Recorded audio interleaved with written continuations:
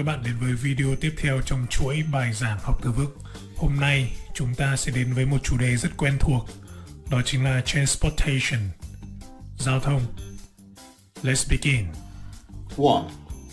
To have access to public transport, Tiếp cận với giao thông công cộng, meaning the right or opportunity to use transportation.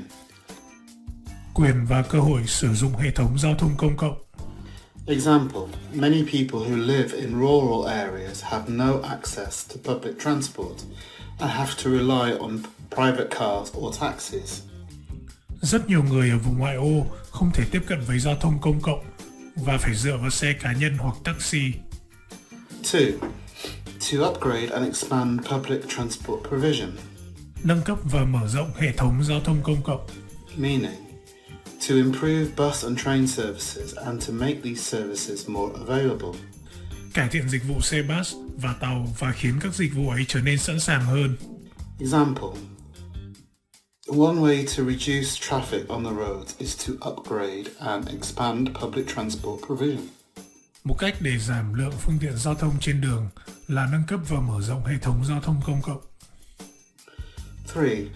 To invest in transport infrastructure, Đầu tư vào giao thông hạ tầng, meaning to spend money on improving roads, railway lines, train, and bus stations. chi tiền cho việc cải thiện đường bộ, đường ray và các ga tàu, bến xe bus. Example, governments must invest in transport infrastructure to make journeys by road and rail safer. Chính phủ cần đầu tư vào giao thông hạ tầng để việc di chuyển trên đường bộ và đường tàu hỏa an toàn hơn. 4. An integrated transport system, Hệ thống giao thông được kết nối, meaning a system of timetables so that bus and train services are connected and work together successfully. một hệ thống giao thông với thời gian biểu để xe bus và tàu có thể kết nối và làm việc hiệu quả với nhau. Example, an integrated transport system would make it convenient for people to change buses and trains to complete their journeys without long waiting times. Một hệ thống giao thông có kết nối sẽ tạo thuận lợi cho người đi đường đổi chuyến xe bus và tàu để đến nơi mà không cần phải chờ đợi quá lâu. 5. A light rail transit system, Hệ thống đường sắt trọng tải nhẹ, meaning a system of electric trains like a metro running on lines in cities. hệ thống các tàu điện như metro chạy trong các đường ray ở các thành phố. Example, many large cities such as Hong Kong have had a light rail transit system for many years. Nhiều thành phố lớn như Hồng Kông có hệ thống đường sắt trọng tải nhẹ đã nhiều năm hoạt động. Free bus train passes, Vé đi xe bus hoặc tàu miễn phí, meaning documents which allow you to travel free on buses or trains. giấy tờ cho phép bạn đi tàu, đi xe miễn phí.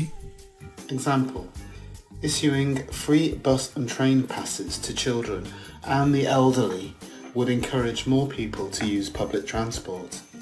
Cung cấp vé đi tàu xe miễn phí cho trẻ em và người già sẽ khuyến khích nhiều người sử dụng phương tiện giao thông công cộng hơn.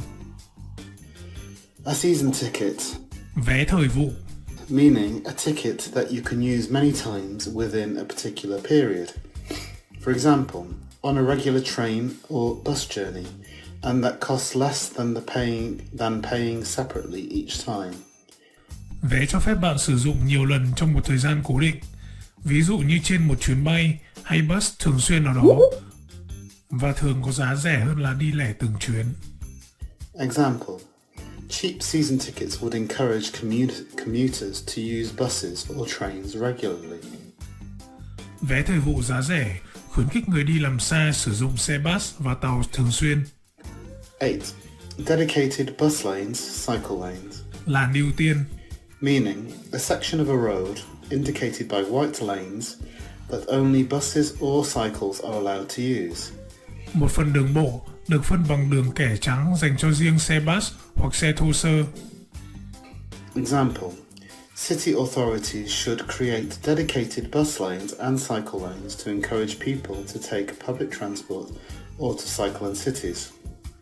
Chính quyền thành phố nên dành ra những phần đường ưu tiên cho xe bus và xe đạp để khuyến khích mọi người sử dụng phương tiện giao thông công cộng hoặc xe đạp trong thành phố. 9. To speed up journey times, Tiết kiệm thời gian di chuyển, meaning to reduce the amount of time spent travelling. giảm lượng thời gian đi lại. Example, the creation of dedicated bus lanes would speed up journey times and encourage more people to use bus services. Việc tạo ra các làn đường ưu tiên dành cho xe bus sẽ tiết kiệm thời gian di chuyển và khuyến khích mọi người sử dụng xe bus nhiều hơn.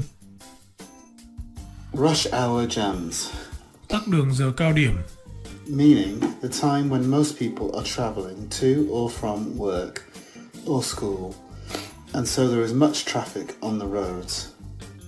thời điểm nhiều người tham gia giao thông nhất nên có quá nhiều phương tiện trên đường. Example, if factories and offices introduced flexible working hours, this would help employees to avoid rush hour traffic jams to get to or from their place of work. Nếu như các nhà máy, văn phòng đưa ra giờ làm việc linh hoạt thì sẽ giúp cho nhân viên tránh được tắc đường khi giờ cao điểm, lúc họ đi làm hay khi đi làm về. 11. Park and ride, meaning Bãi đỗ xe ngoại vi, a system designed to reduce traffic in towns in which people park their cars on the edge of a town and then take a special bus or train to the town centre. hệ thống thiết kế để giảm lượng xe trong thành phố. Mọi người đỗ xe ở rìa thành phố và đi xe bus hay tàu đặc biệt vào trung tâm. Example, a park and ride scheme would be very effective in reducing the number of cars in city centres. Việc tạo lập những bãi đỗ xe ngoại vi sẽ rất hiệu quả trong việc giảm lượng xe ô tô trong trung tâm thành phố. 12. To subsidise the cost of fares, Trợ giá vé, meaning to give money to a business or organisation to help to pay trả for tiền the cho một cost of doanh nghiệp using hay public tổ chức transport. để giúp trả tiền sử dụng phương tiện công cộng. Example, governments must subsidise the cost of fares on public transport. Nhà nước cần trợ giá vé cho các phương tiện giao thông công cộng. 13. To ease traffic flow, Giảm lưu lượng giao thông, meaning to enable traffic to move more easily. cho phép các phương tiện di chuyển dễ dàng hơn. Example, the introduction of bus and cycle lanes would help to ease traffic flow in city centres. Việc dành đường ưu tiên cho xe bus và xe đạp sẽ giúp giảm lưu lượng giao thông tại các trung tâm thành phố. 14. Commuting times, Thời gian đi lại, meaning the time taken travelling to and from work. thời gian để đi làm hoặc từ chỗ làm về nhà. Example, firms should introduce flexible working hours to cut the commuting times of employees. Các doanh nghiệp cần đưa ra thời gian làm việc linh hoạt để giảm bớt thời gian đi lại cho nhân viên.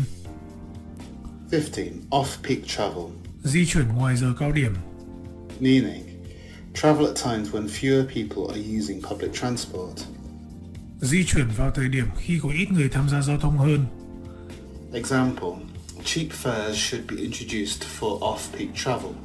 Nên đưa ra giá vé rẻ cho việc di chuyển ngoài giờ cao điểm. 16. To grind to a halt, Chậm chậm dừng lại, meaning to go slower and then stop completely. đi chậm lại rồi dừng lại hoàn toàn.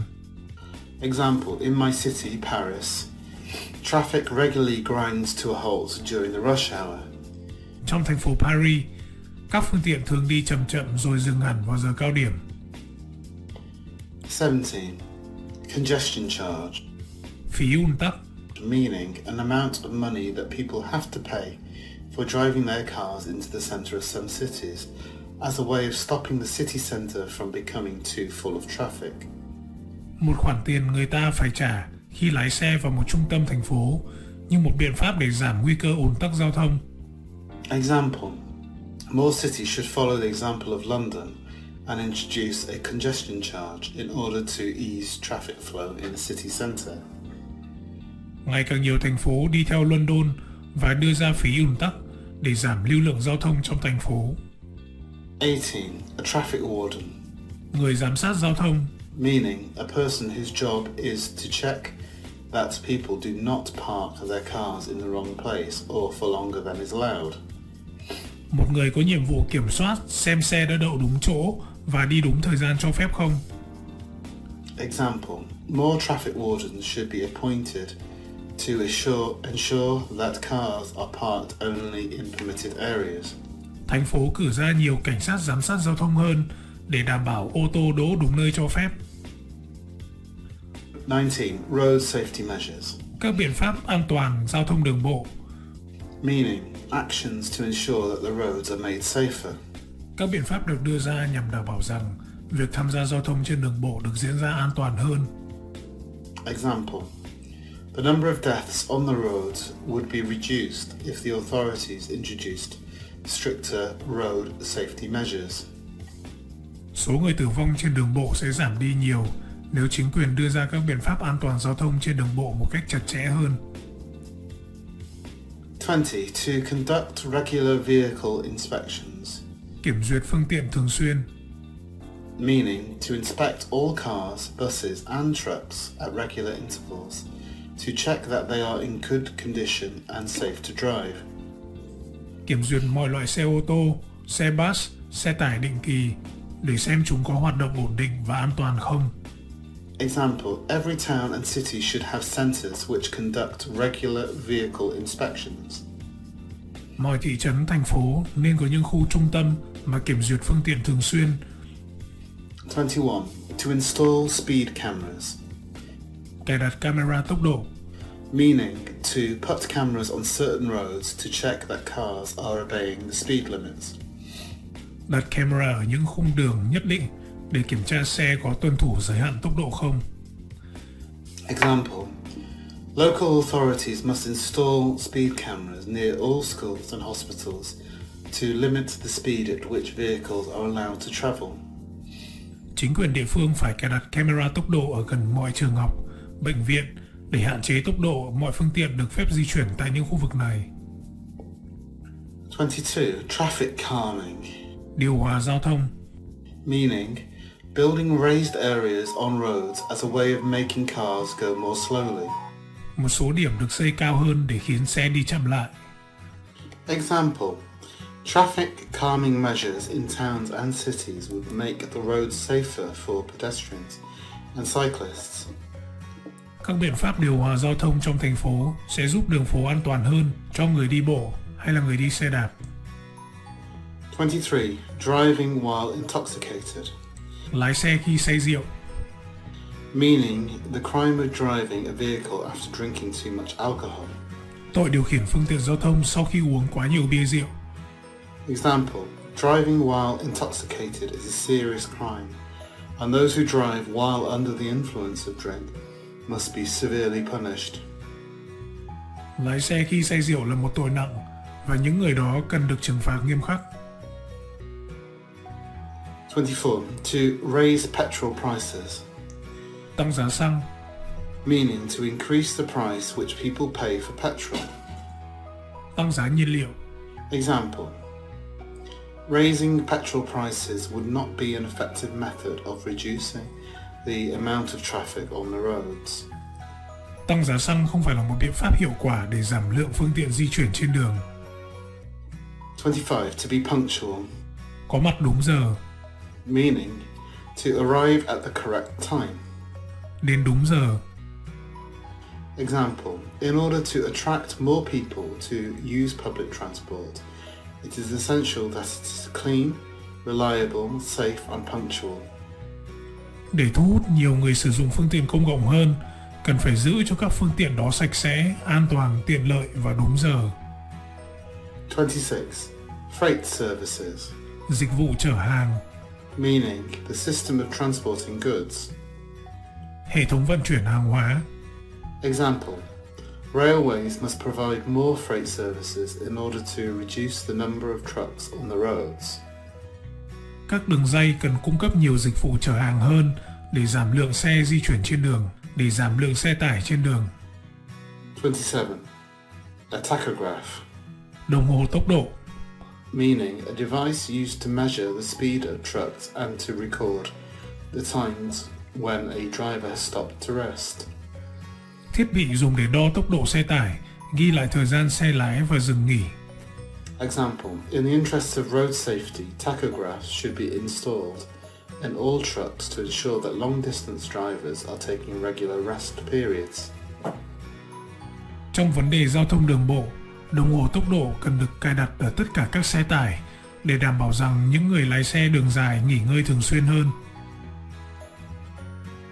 28. Roll-on, roll-off ferries, Phà do, meaning ships designed so that you can simply drive a car on and off the ship.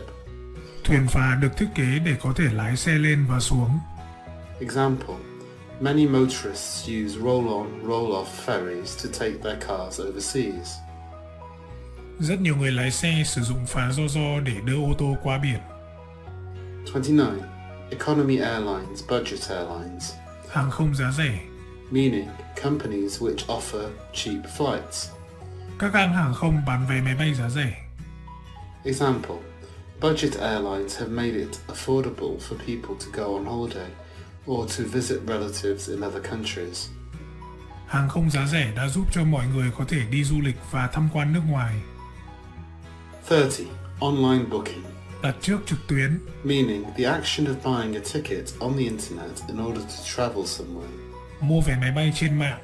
Example, long distance bus and train services are now more convenient to use as a result of their online booking facilities, which enable travelers to reserve and pay for their tickets from home or from work. Xe bus và tàu đường xa bây giờ thuận tiện hơn trước nhiều nhờ có các thiết bị cho phép đặt vé máy bay trực tuyến, cho phép người sử dụng đặt trước và trả tiền vé máy bay tại nhà hoặc nơi làm việc.